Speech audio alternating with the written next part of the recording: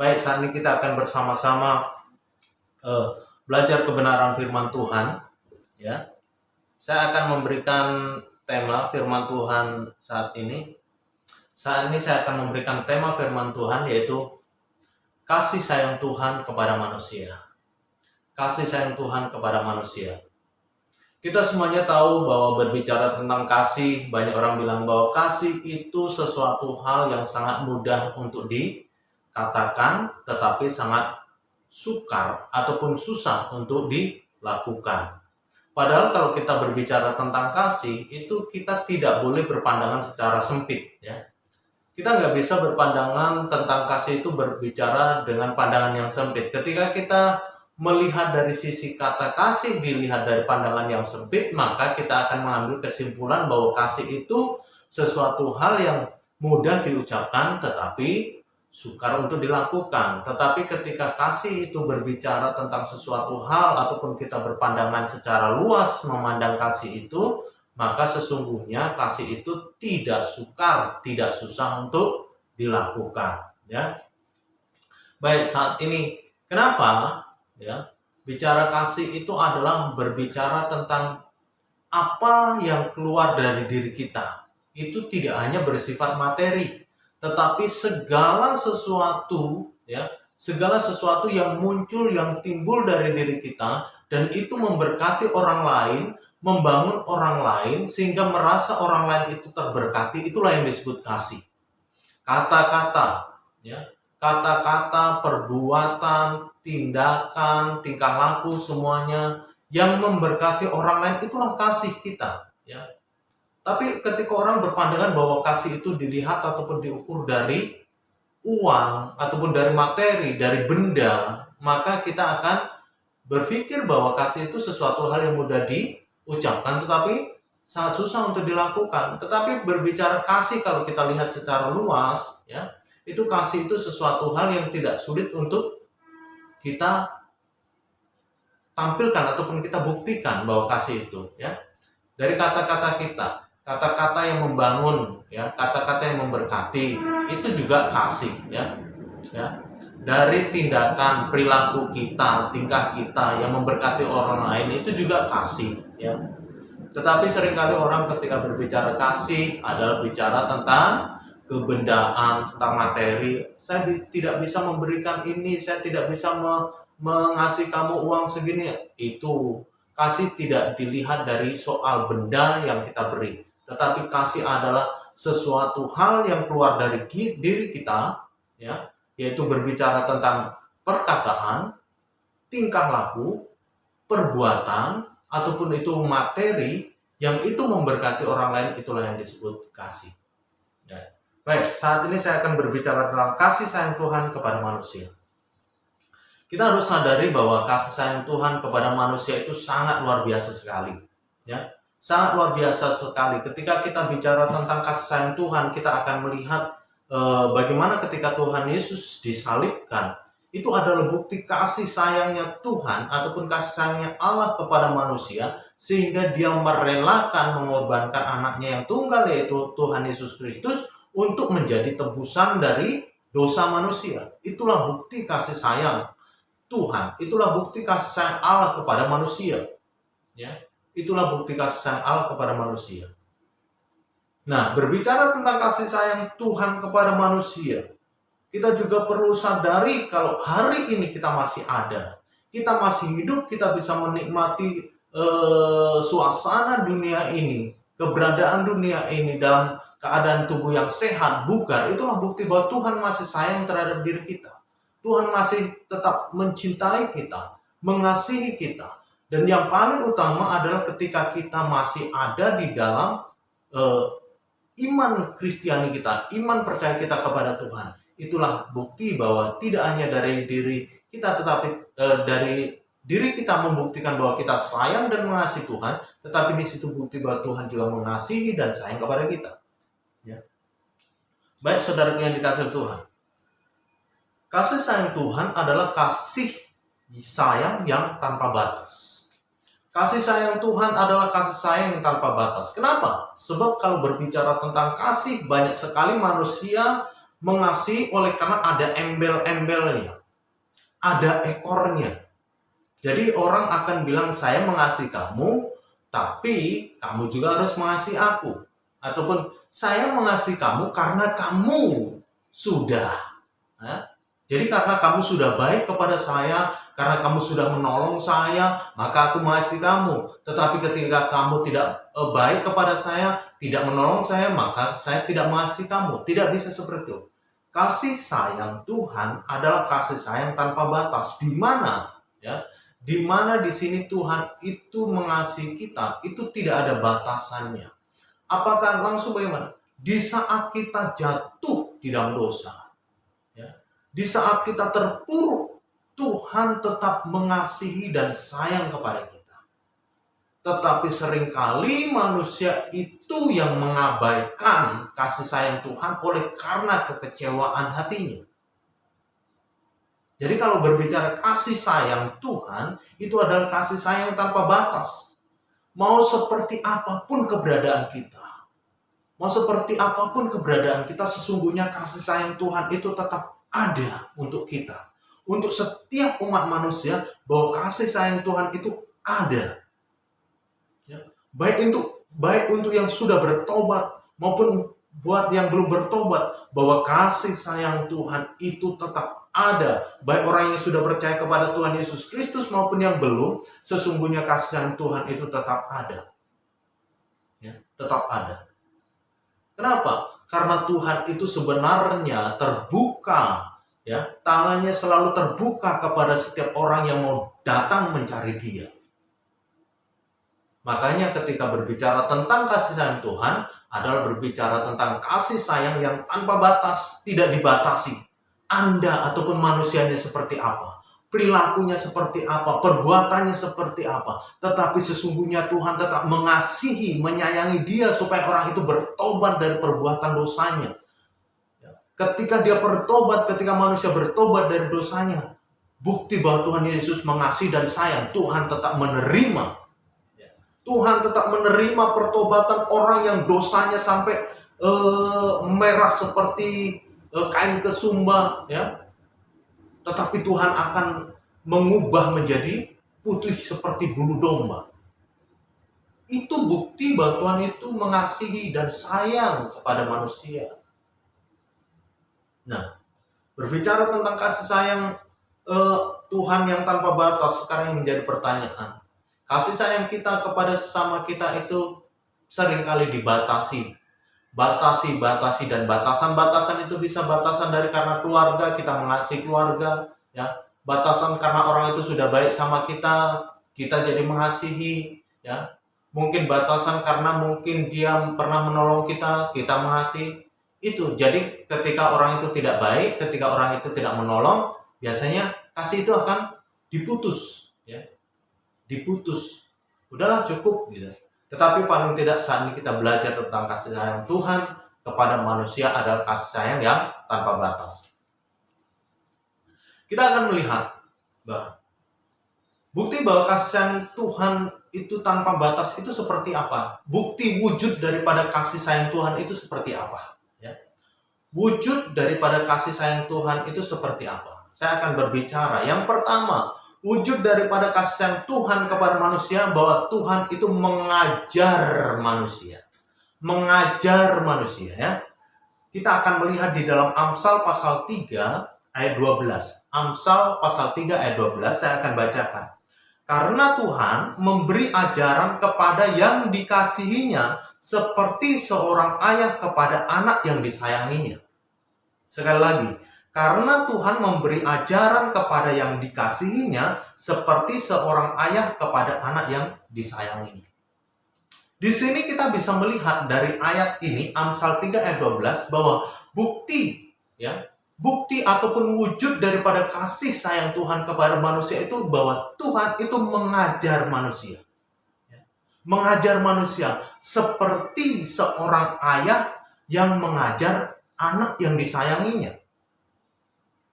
Jadi dari ayat ini kita jadi tahu bahwa sesungguhnya manusia itu adalah ciptaan Tuhan yang paling disayangi oleh Tuhan, di mana Tuhan itu mau mengajar yaitu ciptaan yang paling dikasih itu dengan sesuatu hal yang baik untuk mengarahkan manusia itu hidup benar di hadapan Tuhan.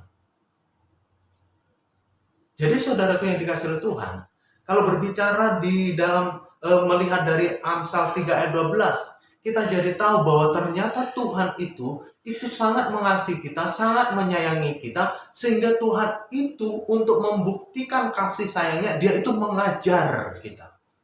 Mengajar berbicara tentang apa? Mengajar itu berbicara tentang mengarahkan, ya, mengarahkan, membenarkan, ya, mendidik, ya, mendidik, membentuk. Jadi ketika berbicara tentang kayak seorang ayah mengajar anak yang dikasihnya, berarti di situ orang tua sedang mengarahkan, mendidik, ya, membangun ataupun membentuk anak itu mau dibentuk menjadi anak yang seperti apa? Apakah akan membentuk anak yang menjadi anak yang berperilaku arogan, berperilaku kasar? Itu tergantung cara didik, cara mengajar orang tuanya. Kenapa? Anak-anak adalah usia di mana dia sangat mudah sekali untuk dipengaruhi ataupun sangat mudah sekali untuk dididik ataupun diajar. Ketika masa kecilnya anak-anak salah di dalam mengajar, maka akan menjadi orang yang salah dalam berperilaku di masa dewasanya. Jadi hari ini saya berbicara tentang bahwa bukti bahwa Allah itu begitu mengasihi dan sayang kepada manusia adalah ketika Tuhan itu mengajar orang-orang yang dikasihinya. Kita manusia itu adalah orang-orang berdosa. Orang-orang berdosa, orang-orang yang berperilaku ataupun sering melakukan perbuatan dosa. Jadi di situ Tuhan itu mengajar kita supaya menjadi manusia yang benar, manusia yang hidup benar, manusia yang hidup kudus, manusia yang hidup yang berpandangan dengan Injil Tuhan. Ya. Jadi saudara-saudaraku yang dikasih oleh Tuhan, ketika kita melihat dari ayat ini, kita jadi tahu bahwa Allah, bahwa Tuhan yang mengasihi umatnya, Tuhan yang mengasihi manusia itu, dia mengajar manusia. Ibaratnya ketika orang tua punya anak kecil, ya, ketika punya anak kecil, apa yang terjadi saudaraku yang dikasihi oleh Tuhan? Dia akan mengajari anaknya cara berbicara. Ya. Dia akan mengajari anaknya cara berbicara. Dia juga akan mengajari anaknya cara untuk berjalan. Bagaimana? Ya, bagaimana anak akan diajari cara melafalkan huruf, ya. Ketika dia mengajarkan berbicara, anak akan diajarkan cara melafalkan huruf A, B, C, D dan seterusnya. Setelah itu digabungkan antara pa, ma, sehingga ketika anak itu diajarkan seperti itu terus-menerus, akhirnya anak ini pun bisa berbicara, bisa mengucapkan kata-kata yang benar, kosakatanya makin banyak semakin ada. Dan ketika orang tua mengajarkan anak untuk berjalan, maka orang tua biasanya akan memegang tangan kanan, tangan kiri dipegang. Setelah itu dia akan dituntun ataupun kalau orang bilang katanya ditetah, ya, dipegang tangan kiri kanannya, kemudian diberdirikan, diajari untuk berjalan. Sehingga ketika tiap hari dia diajarin untuk berjalan, maka ketika kakinya sudah semakin kuat, kakinya sudah semakin kokoh berdiri, maka anak ini pun sudah mulai bisa melangkah 1, 2, 3 dan seterusnya. Akhirnya anak ini tidak hanya sekedar berjalan, tapi dia akan berlari. Ya. Ini bukti bahwa ketika anak itu tidak diajarin, dibiarin aja, nggak diajarin ngomong, nggak diajarin berjalan, akhirnya ada masalah mungkin dari cara bicaranya, mungkin akan lambat bicara dan juga bisa juga akan lambat berjalan. Tetapi oleh karena orang tua yang mengajar anaknya, maka di situ bisa berjalan, bisa bicara, bisa melakukan aktivitas. Semuanya itu karena diajarin. Tuhan mengajar kepada kita melalui apa? Apakah Tuhan langsung berteriak dengan suara lantangnya? Tidak. Tetapi melalui firman Tuhan, disitulah sebenarnya Allah sedang berbicara kepada kita untuk mengajar kita untuk hidup benar, hidup yang sesuai dengan kehendak Tuhan, hidup yang sesuai dengan firman Tuhan. ya. Kayak seorang guru ketika mengajar anak didiknya ataupun murid-muridnya, kadang dia harus berteriak supaya suaranya bisa didengar. Tetapi semuanya itu dilakukan supaya murid-muridnya menjadi anak-anak yang berprestasi, anak-anak yang cerdas, dan kedepannya menjadi anak-anak yang berhasil.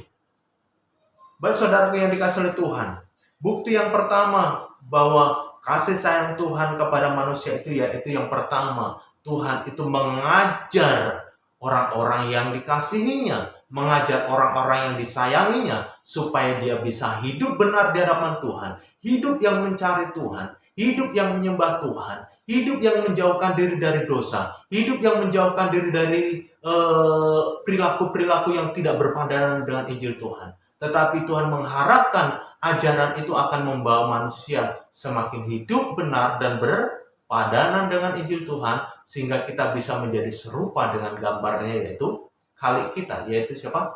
Tuhan. Ini yang pertama. Yang kedua, ya, wujud daripada kasih sayang Tuhan kepada manusia itu apa? Diwujudkan dalam bentuk apa? Ya, dalam bentuk apa? Yang kedua, bahwa bukti wujud daripada kasih sayang Tuhan kepada manusia yang kedua adalah Tuhan itu menghajar orang yang dikasihnya. Kalau tadi mengajar itu sesuatu hal yang lebih, kalau orang bilang lebih kalem, lebih lembut gitu. Tetapi di bagian dua ini, bahwa bukti kasih sayang Tuhan kepada manusia, Tuhan itu menghajar. Jadi tadi mengajar, sekarang menghajar. Di Ibrani 12 ayat 6, saya akan bacakan. Ibrani 12 ayat 6. Karena Tuhan menghajar orang yang dikasihinya, dan ia menyesah orang yang diakuinya sebagai anak. Sekali lagi, karena Tuhan menghajar orang yang dikasihinya, dan ia menyesah orang yang diakuinya sebagai anak. Coba, kalau kita sedikit berpikir bahwa ada sebuah tingkatan cara mendidik orang, ya. Ada sebuah tingkatan cara mendidik orang, cara mengarahkan orang, cara menjadikan orang ini menjadi benar, itu ada tingkatannya. Pertama cuma sebatas mengajar. Mengajar itu lebih cenderung kalem, tetapi terarah, ya.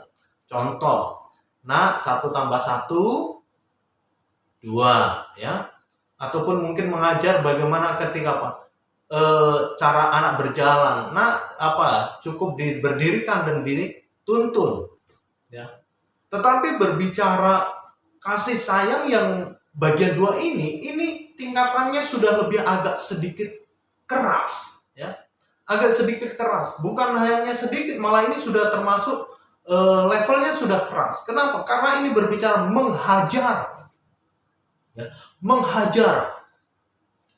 Yang menjadi pertanyaan, coba, Bapak, Ibu, Saudara-saudari yang dikasihi oleh Tuhan, apakah engkau mungkin yang saat ini sudah punya anak, ya, ataupun keluarga? Siapa yang pernah menghajar anaknya? Menghajar anaknya.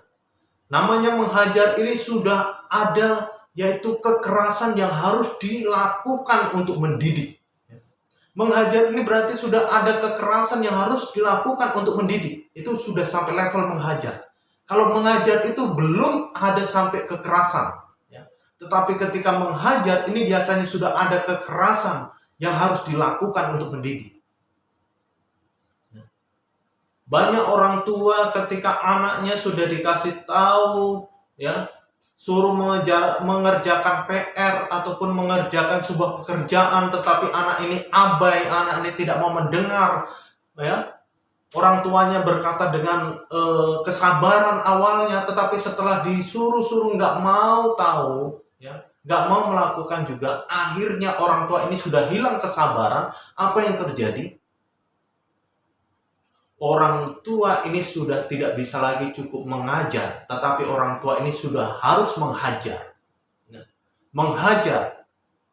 Jadi kalau kita berbicara tentang menghajar, berarti ada sebuah tindakan yang keras yang harus dilakukan, tetapi tujuannya adalah baik dan positif. Tujuannya adalah membangun dan mendidik. Bukan menghajar itu tujuannya untuk melakukan kekerasan, dengan tujuan yang tidak benar. Menghajar itu adalah sebuah tindakan walaupun terlihat keras, tapi tujuannya itu baik. Tujuannya itu baik, tujuannya itu positif. Ya, itu menghajar.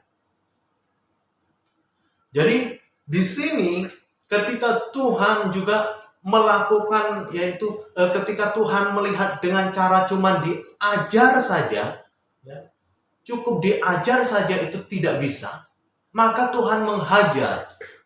Ingat bangsa Israel. Ketika bangsa Israel cuma diperhadapkan pada hukum Taurat, ya. Ketika bangsa Israel cukup diperhadapkan pada hukum Taurat, cuman pada kata-kata saja, hai bangsa Israel, ya, bertobatlah contohnya. Jangan bersungut-sungut, jangan tegar-tengkuk.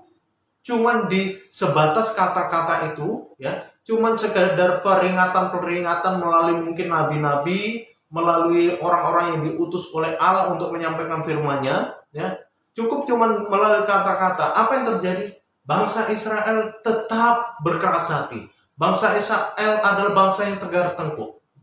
Bagaimana untuk mendidik bangsa Israel? Akhirnya Tuhan tidak hanya cukup sekedar berbicara melalui Musa, ataupun berbicara melalui nabi-nabi, berbicara melalui rasul-rasul.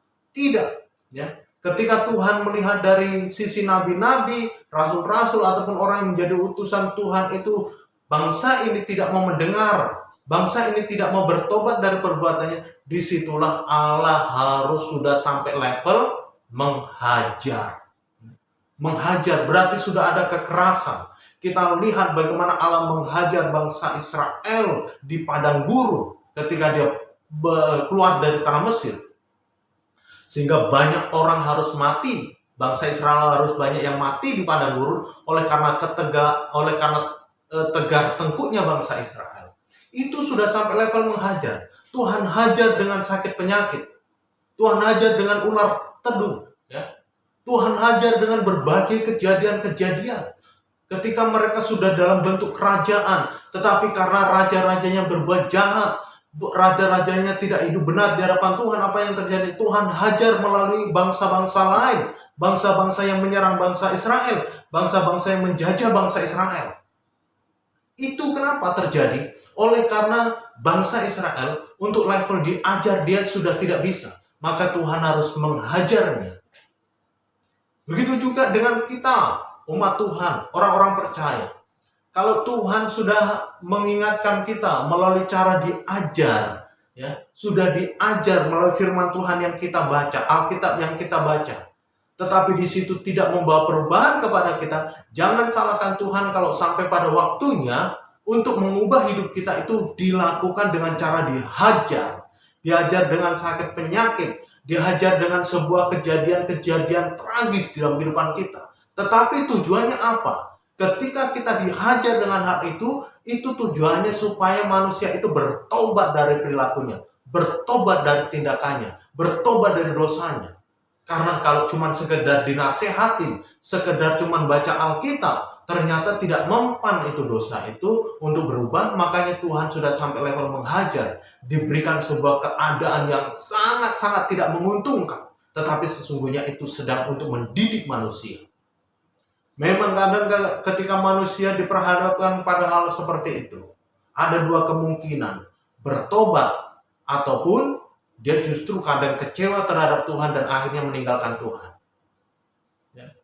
Tetapi apakah Tuhan rugi ketika kita tidak apa? Yang rugi adalah manusia itu sendiri ketika kecewa terhadap Tuhan. Yang rugi manusia sendiri, kalau nggak masuk surga itu manusia itu sendiri. Jadi ketika Tuhan menghajar kita kecewa sama Tuhan, itu yang rugi bukan Tuhan. Yang kecewa itu adalah manusia itu sendiri. Kenapa? Yang punya surga memang manusia. Yang punya surga itu Tuhan ataupun Allah. Ketika engkau sakit hati kepada Tuhan, tidak mau percaya lagi oleh karena engkau dihajar oleh Tuhan, engkau meninggalkan Tuhan, Tuhan nggak rugi. Tuhan nggak rugi. Karena yang nggak masuk surga adalah engkau sendiri.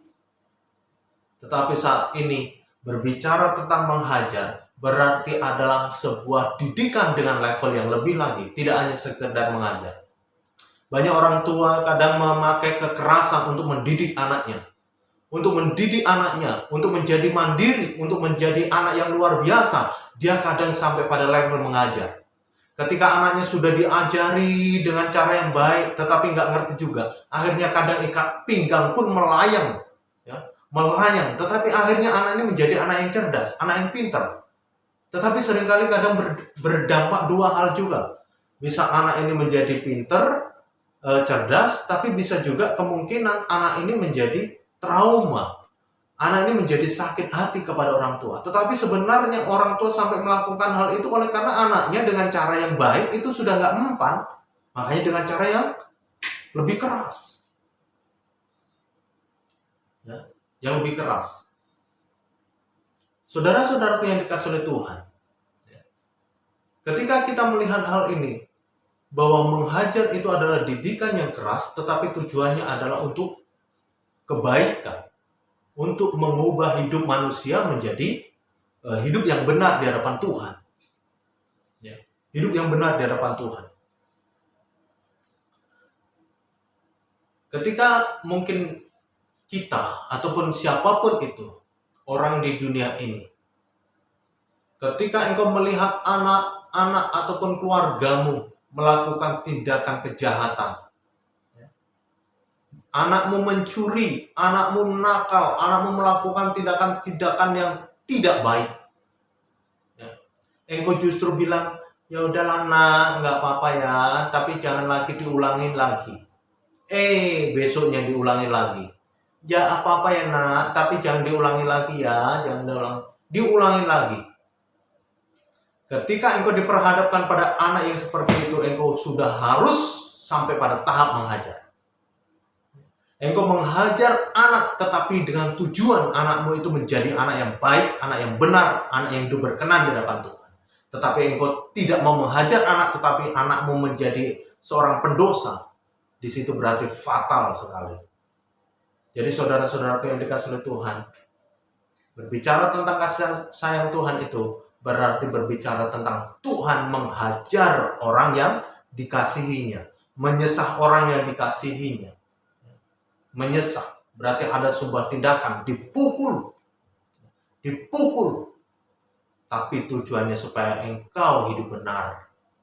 Dipukul, cuman sekedar baca Alkitab, baca firman Tuhan, dengerin firman Tuhan, dinasihatin orang, nggak mau dengar, ya udah, biarkan Tuhan yang akan menghajar orang itu, sehingga orang itu akan bertobat kepada Tuhan.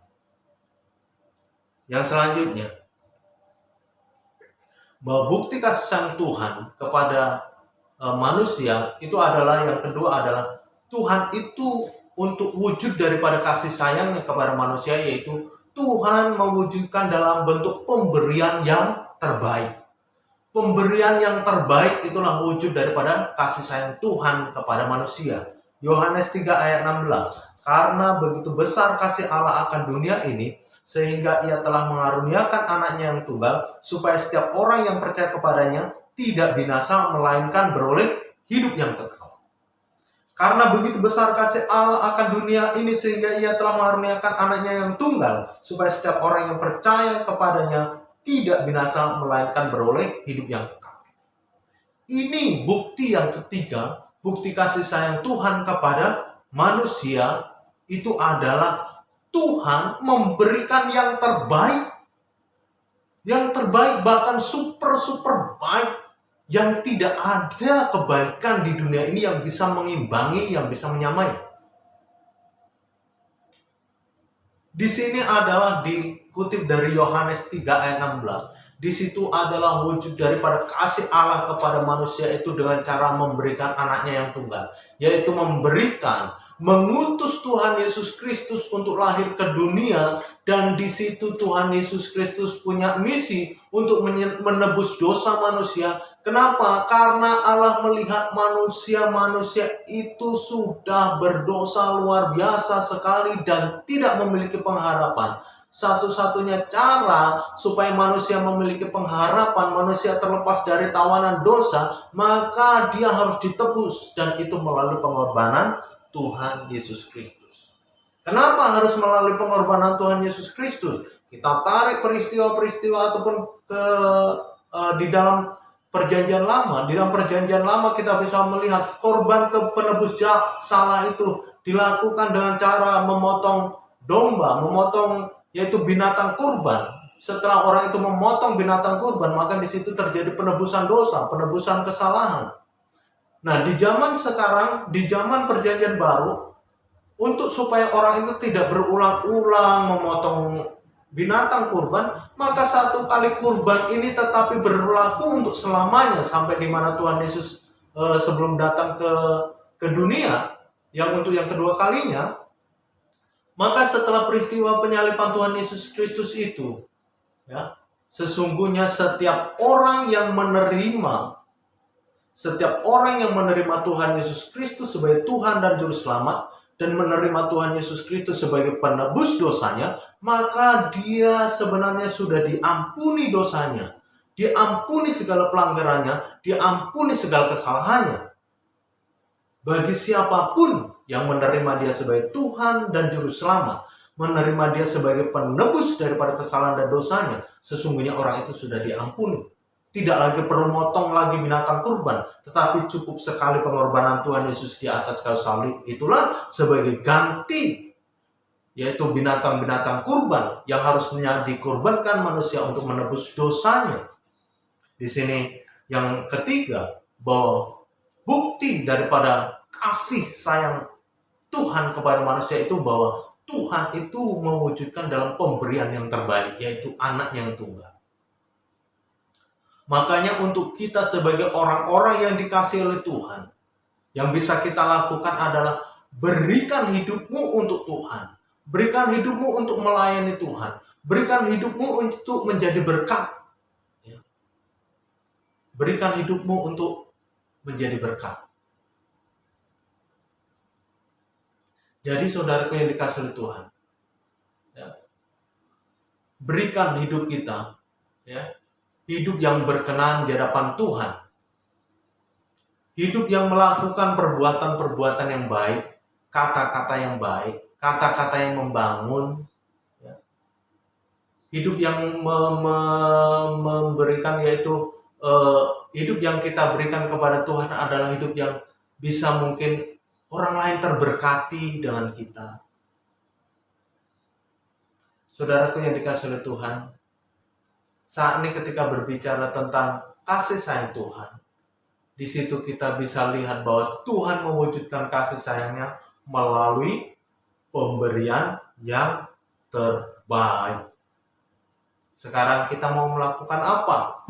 Apa yang kita mau berikan kepada Tuhan? Tuhan itu gak minta muluk-muluk, tetapi sesungguhnya Tuhan Yesus itu minta, yaitu persembahan yang benar itu adalah ketika hidup kita, hati kita sepenuhnya untuk Tuhan. Hidup yang berserah kepada Tuhan. Hidup yang menerima dia sebagai Tuhan dan Juru Selamat. Hidup yang mengakui dia adalah Tuhan dan Allah. Gak muluk-muluk. Hidup yang bertobat. Hidup yang sesuai dengan firman Tuhan. Inilah yang Tuhan mau. Jadi saudaraku yang dikasihi oleh Tuhan, hari ini kita semuanya belajar tentang kasih sayang Tuhan. Saya mau menyimpulkan daripada firman Tuhan saat ini, Tuhan itu begitu sangat mengasihi dan menyayangi umat manusia. Karena itu, kasih sayang Tuhan itu dibuktikan dengan cara yang pertama adalah mengajar. Yang kedua adalah menghajar. Yang ketiga adalah memberi yang terbaik. Ini adalah bukti kasih sayang Tuhan kepada manusia. Kasih sayang Tuhan ini adalah bukti kepedulian Tuhan kepada umatnya, supaya umatnya tidak binasa melainkan beroleh hidup yang kekal di dalam kerajaan surga. Semua kasih sayang, bukti-bukti kasih sayang yang Tuhan nyatakan kepada manusia, sebenarnya Tuhan itu mengharapkan, menghendaki supaya manusia itu memperoleh hidup yang kekal. Dengan cara apa?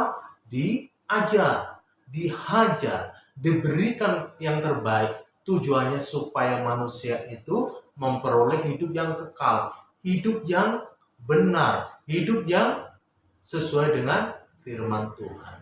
Baik, puji Tuhan saudaraku yang dikasihi oleh Tuhan, demikianlah kebenaran firman Tuhan hari ini.